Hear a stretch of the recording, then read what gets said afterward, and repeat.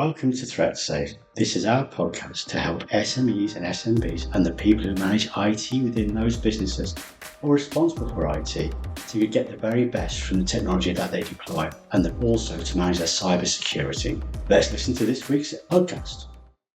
Hello everybody, I'm Martin Roberts, Managing Director of Neuways, then Zero Company, and I'm here with Toby Stevenson, Chief Technology Officer at Neuways, a Zen Zero Company. So, welcome to episode 18, Toby. Thank you. It's the week before Christmas, the New Year. That's right. It is the final countdown, as the song says. Now, what we said, we actually worked out, and only a matter of minutes ago, that there's you folks who do actually tune in and listen to this podcast will watch this video. We don't think you should break out of your Christmas festivity or New Year bonanza to do. So we won't be recording for the next couple of weeks. But we'll be back on the 9th of January and with a whole new podcast then for you to see. But so firstly, thank you very much for your support there this last year. We've got a lot from the and sharing information. Tony, thank you as well. We'll talk a lot as we get to the end of the podcast. We'll talk about the coming festivities. Now, Toby, you've been doing some reading. Yeah, well, I kind of enjoyed reading last week, so I thought I'd do a bit more reading this week. I think just because it's kind of the time of year when it's good to reflect on what this year has brought us and what we might be needing to plan for next year. And in last week's podcast, we looked at the NCSC report for the previous year. I thought that was quite an interesting stuff. There's some interesting bits and bobs and takeaways there. And I know there's always a debate about relevancy to smaller organisations, but I firmly believe there is a relevancy across different levels. And this week I have mostly been reading the Microsoft Digital Defence Report for 2024. Now, Microsoft is a good source of data. Yeah, absolutely. Yeah. I mean, they take a lot of stick for, having to patch lots of things and things going off, but actually they are an immensely credible resource in the cybersecurity industry. To give you an example, I mean, some of these numbers are mind-blowing, really. But every single day, Microsoft analyse 78 trillion signals from billions of threat sensors globally every day. I mean, the numbers are, and that's an increase of 13 trillion over last year, out of interest. But these are like insane numbers, and very few people can get close to just seeing the sheer volume of data that they see, and that's what makes them a really good source of insight and thought leadership around cybersecurity. Yeah, of course, absolutely. Trillions is a number you can't even begin to imagine. No, absolutely, and you see other security analysts and security researchers talking about we found this and we found that, and it's a different scale altogether. I mean, 78 trillion bits of data every day is just insane. Obviously, they make heavy use of AI to look for patterns and trends. Makes sense. But they've got something like 34,000 cybersecurity engineers in their organisation. Again, the numbers are staggering. And it's those numbers that really give them that seat at the table when it comes to talking to criminal investigations and talking about government policy and things like that, because they do see so much stuff, and they do have there's such a huge cog in the wheel of everybody's economy that what they see and what they're doing affects everybody, whether you believe that to be the case or not. And of course, it's probably true to say that Microsoft products or Microsoft users are probably the most attacked elements in the morning. So they've got that managed experience. Yeah, I'd say. I mean, I've got actually quite a cool stat that I'll share around that. But again, per day, they see 600 million attacks per day on their combined infrastructure.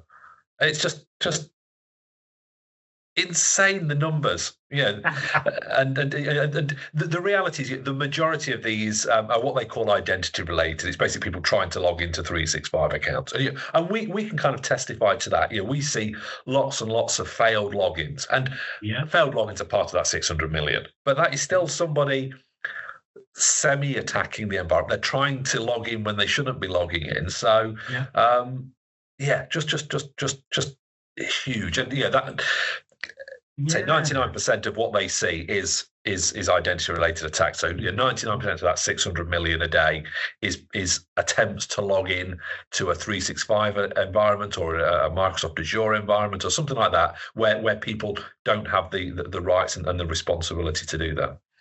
And of course, what's going to happen with those numbers over to me is with AI as well, taking off the load of that. It's going to only get it's going to be numbers which are astronomical, exponential, and all that sort of stuff. Okay. Yeah. What else jumps out at the report? So a few more stats while we're in the stato mode. Since last year, a threefold increase in ransomware attacks. Which is kind of shocking, but kind of the flip side to that is they saw almost more than a threefold reduction in successful encryption events. So although there were a lot more attempts to encrypt and ransom an environment, those that specifically dealt with encryption actually reduced. The inference from Microsoft says that we're doing a better job of defending ourselves. We're able to stop these things. We're not necessarily stopping them getting in, but we're stopping them executing their payload more effectively. Okay, I guess there's an interesting question actually. Is that obviously Microsoft is the main place, the main tool for everybody, and the main thing. So, has they become better at that? Which they obviously are doing. Will the hackers and attackers need to different platforms or different approaches? Absolutely. Yeah, I mean, it is absolutely an arms race all the time. It is always a case of cat and mouse and trying to play catch up. And this doesn't go anywhere to say that that the war on ransomware is being won, but I think it shows that for a given period of time, we've managed to level the playing field a little bit, and attackers are going to have to look at alternative things. I mean, we saw that when people started deploying things like MFA to thwart people getting on, and we spoke about previously about these adversary in the middle attacks where people are trying to get you to do your MFA through their rogue infrastructure so they can capture the sign-in details and the token that gets issued after you've done your MFA, that is basically what allows you to access the environment, the 365 environment. And that's kind of that an example of that arms race. We take one step forward, they take another step forward, and it's that continual cut and thrust there. So, but almost certainly different things will happen. Interestingly, again, another stat, and maybe it talks to some of perhaps the different methods that attackers are using to try and get their payday. A 400% increase in cyber-enabled financial fraud over the last 2 years. So this is those tech support scams, bank fraud scams. They ring up and they say, we're from Microsoft, or we're from your support team, or we're from the bank, and we've noticed X, Y, and Z. We need to come onto your machine. And of course, they're hard. We talked about this a couple of weeks ago, actually. We saw that one attack where somebody had actually deliberately caused problems for a user, and then phoned them up and said, "Hello, we're a support company. We know you've got problems." Yeah, exactly. Okay. Exactly, and these are kind of really leaning into social engineering. They're trying to deliver a degree of confidence that they can help you and that they are a legitimate person by telling you something intrinsically private or personal to you. So in the case here, we see that you're being hit by a load of spam email. Let us come on your machine to fix it. Absolutely. We've seen a whole bunch of those. Any other stats there before we get into the meat of it?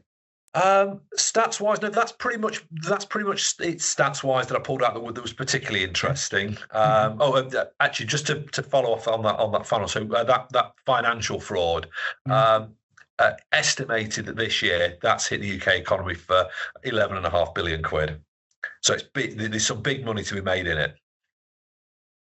There obviously is, and actually that number, it's a staggering number. And considering the tax rises we've just been seeing and such like that. But of course, that it depends where that money is being paid and whether it's being lost or insurers paying out or whatever the impact of that would be. Okay. But so you can see why criminal enterprises would want a slice of that pie. And it's probably less dangerous than other forms of criminality.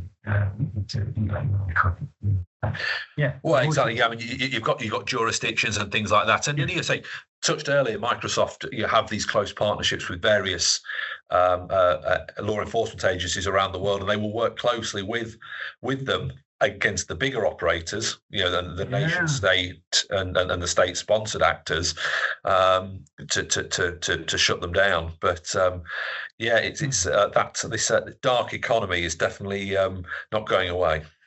Okay, right then. So thinking of the people we normally talk to, which we say again, the people who are responsible for IT, but don't necessarily run it in SME and SMB.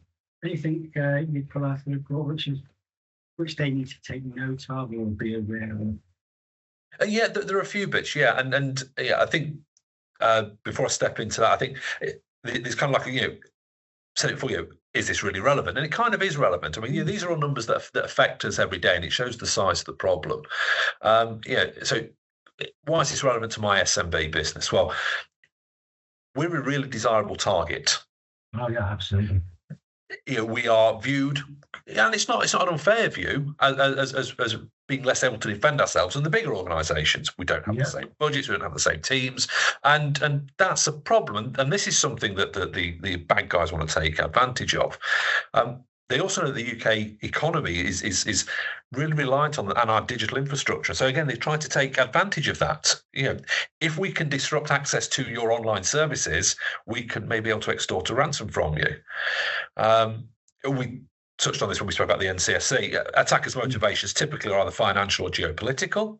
The financial ones, okay, we understand that. They want to hit you for a ransom. They want to extort some money out of you. But the geopolitical ones are a little bit more nuanced, because if they can disrupt the economy and cause us to have financial problems as a country, that then has an impact on our business indirectly. And so again, it's important that we try and stand against these geopolitical attacks for that very reason, to make the country more resilient. And we touched on it earlier. Microsoft is in this almost enviable position of seeing so much stuff. I mean, they see so much business stuff through their 365 world. They see so much consumer orientated through their free email platforms, through their gaming platforms, and through some of their other acquisitions that they've made. And I think it was almost like a bit of a unique insight in what's going on. And I think it makes them a really powerful thought leader. And that thought leadership helps to drive the cyber resilience strategies of countries, but also of the businesses that work within that. It's this kind of thought leadership has led to things like Cyber Essentials being developed, because these are how we can help small companies defend against the bad guys. So I guess your kind of key takeaways really. And this is going to sound like stuck record moment, because this is stuff that we've been saying over and over. Have we mentioned this before? Yeah. Oh. Tell me if you've heard this one before. One of the first, in no particular order, but implement principles of least privilege, and Microsoft and other ones like to call it zero trust concepts. It's essentially making sure people have only got the access to the systems that they need to do their job.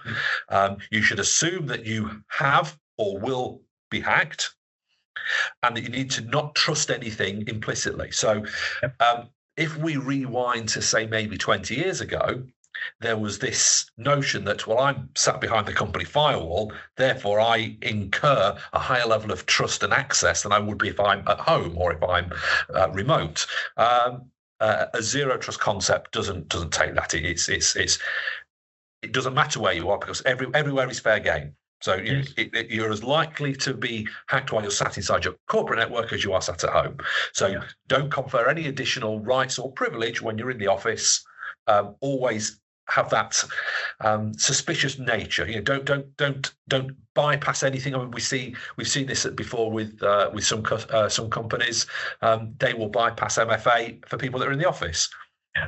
It makes it a little bit more convenient, but it's not good security practice. It doesn't support this zero trust mindset. It doesn't support this assume compromise, assume breach mindset. 24/7 monitoring and response continues to be really, really important, and it's one of the call-outs from Microsoft around both the endpoint environments, but also the cloudy environments. So keep an eye on the logs, know what to look for, and then be able to respond and react. And we know that time and again, the bad guys don't work 9 to 5 hours. They tend to operate when you don't. And that's what's really, really important, to have that 24/7 eyes on things. Okay, so this is MDR and EDR, which so managed detection and response and enhanced detection and response. Now, what we need to do probably at some point in a future episode is talk about what size do you need to go for that to be cost effective, and when it makes sense for you, what type of business you want for the transactions you're doing. What would be what point in your risk profile is a sensible thing to do? Because it's not a one-off thing. It's a monthly thing. And unlike a lot of our customers, our type of audience here, they don't rest, because it's an activity that never sunsets until hacking. No, exactly, and then the key thing, I suppose, is like if you think a traditional thief, a car thief or a burglar or something like that, they want to try and lurk around and do their nefarious deeds when there are fewer people around to spot them doing it and to stop them. And having that protection, kind of following the sun, is really, really important. Okay, so we'll talk about that in the future episode. About what's the right size and what's the right time. Okay. So they explicitly had some stats around ransomware, and it's acknowledged that continues to blight businesses. And I think one of the reasons that it's become less impactful potentially is the increased proliferation of backup and recovery, and that's kind of the takeaway from this is it's still really, really important to have strong backup and recovery capabilities, and to test them on a regular basis, so what's not being backed up and what can't be recovered, because that's when you're doing a recovery, when it's all gone horribly wrong, it's the worst time to find out that something's missing. And the way you beat that is you just do a dry run. You do it and you see what's there and what's not there. And we've talked about this many times in previous episodes. It's the one thing that brings comfort to us when we know that somebody's got an appropriate BCDR strategy in place and actually works and it's tested data. That's great. Okay. Yeah. Well, actually, just to pivot off the back of that. So I'm not going to mention the name of the organisation, but we've recently deployed a one of our BCDR solutions into this particular customer after an extended period of time convincing that it was the right thing to do, and they'd had homegrown solutions in the past, and way in the distant past they had an issue, and it took them like a week to recover their data. So even having experienced all of that, there was minimal enthusiasm to go with our recommended solution. But eventually they did, and it couldn't happen at a better time. They were installed one side of a weekend. Yeah. Their servers received a whole bunch of Windows updates over the weekend and rebooted, and didn't come back. Oh yeah. Now, we were able to then stand them up first thing, get them back up and running. Almost somewhat hilariously, they commented that actually it was running better than the normal server, which wasn't the intention, but it's kind of a nice side effect. So this is running on the backup device that we installed. Yeah, and it was running faster, which is kind of funny. In a weird way. And then this past weekend, we flipped them back onto their live hardware, and they're all happy. And actually, what could have been a really, really bad week last week turned out that it was a minor inconvenience for them. And the joy of this is that for our customer, the organisation we work with, it's a great thing to be able to do that. But for us also, we'd be happier not dealing with any issue at all. Oh, absolutely, yeah. The best work we can ever do in an organisation is persuade people to get the right solution. We talked about this briefly last week about we're in this game not to profit from fixing the thing that you've gone back. It's no fun at all. It's no fun at all. It's stressful. We don't like to see people in trouble. We would like to be in business to profit reasonably from putting solutions in place that stop people getting in that situation. And it's like same with all of our industry and all of them in this type of business. Yeah. I can tell you folks, there is no joy in a company facing a crisis because they've been hacked or they've lost all their stuff and like it. So yeah, absolutely. So I'm delighted. Our customers took their advice, and we're all happy to be. Yeah, and it's kind of testament to the power of having the right solution at the right time. It saved their bacon. Is kind of like the takeaway from that. So coming back from the segue, there was a stat earlier, again, touched on it, 600 million attacks per day, 99% are identity related. We shouldn't underestimate the importance of having identity protection technology. Things like multi-factor authentication, monitoring and response, looking for things like adversary in the middle, things like DMARC, things that will help validate that your email brand is legitimate and is you. So it's about sender validation. Okay, hang on a sec. So we've not heard about DMARC before, so you need to explain what that is to people.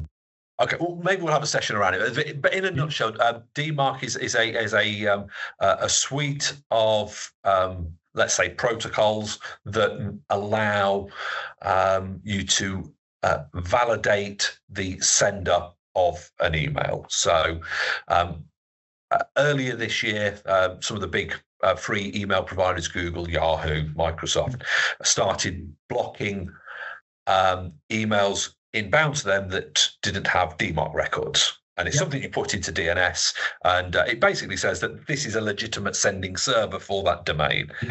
There's a bit more to it than that, but at a very high level, it's kind of like saying it is from joeblogs.com.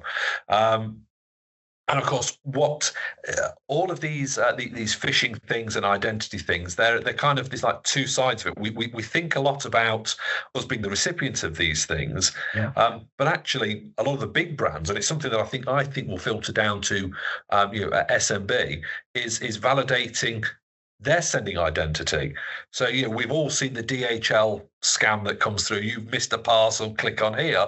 Well, DHL want to implement this kind of technology because it validates that the DHL email that you're receiving came from DHL, not from Mr. Overseas Hacker.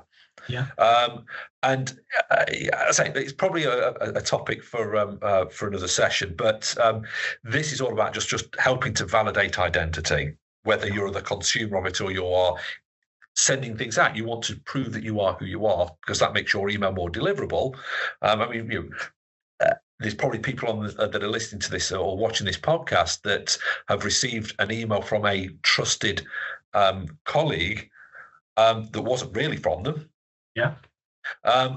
This is technology that goes some way to helping to validate the sender so that you can be more confident the email that you receive is legitimate. And then that kind of spins into the final takeaway, really. And again, it's no surprise to anyone that's a regular listener. Educate end users.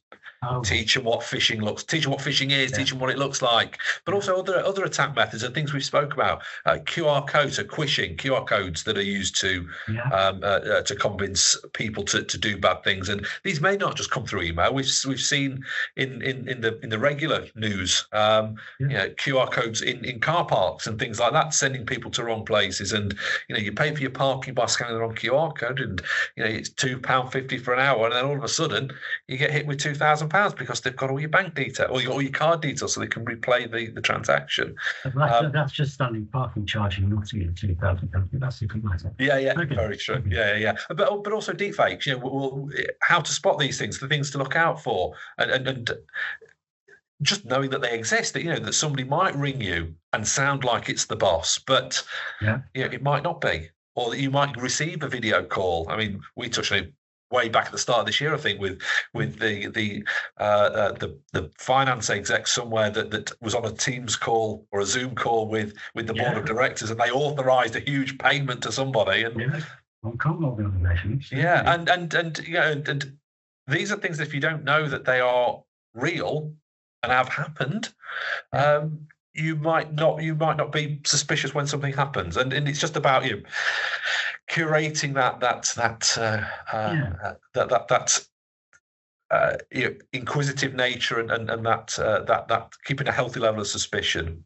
Yeah, I mean, I guess what I would personally say is that we subscribe to a service, and do you know what? I've got better at spotting things, certainly in the last 12 months, and I'm more suspicious. And in fact, I think I reckon recently, even though you've done some really sneaky ones, I'm doing quite well, actually. Right, so everyone, thank you very much for listening for the last 12 months. We've got some new, because there's no Christmas edition and New Year's edition, because as you say, you should be at home with your family while listening to this time thrown on. The question is that we've got a New Year's resolution, I guess, or activities for Christmas and New Year's resolution. So what should you do for Christmas? The factory, the site is going to be empty for a week, maybe 2 weeks if you're really lucky. What should we be doing? Well, again, these are things we spoke. Wi-Fi scheduling is a really good one. Yeah. Turn the Wi-Fi off if there's nobody there. Yeah, absolutely. That might be as sophisticated as unplugging it from the wall, or it might be that there's a scheduling mechanism there. So that'd be a really good thing. Perhaps send a note to your staff, unless you plan to do this, of course, to let them know that you're not going to be ringing them and saying you need some gift cards as a last-minute Christmas gift, or this really urgent payment that needs to be made. And for anyone that you might be doing that with, it's something you've spoken about before, Martin, arrange a code word. Yes, absolutely. So that's what I'll be doing. We have our code word, our safe word, which is we'll discuss it face to face, and then we'll use it in the event that's supposed to be filled. Okay. New Year's resolution is I'm doing this. Started early. I'm making sure that I'm unsubscribing to all that stuff that I don't want to read. Oh, that's a good one. Because there's a habit to actually, you get that email and you go, oh yeah, then again, I'll delete it. And it doesn't stop the subscription. In itself, it's not a problem. But what happens is the volume is so high sometimes that I could lose sight of something and not act on it properly and give you the volume. So, and the great thing is that reputable sender, when you unsubscribe, will unsubscribe you. Yeah, and it's very nice. A shout out, please, actually, to those people who don't use a proper service to do unsubscription. They just say reply with unsubscribe or email out or whatever. Do it properly, because you should do. That's your New Year's resolution. Because asking people to respond by putting in that in the subject, you're making it more difficult. Yeah?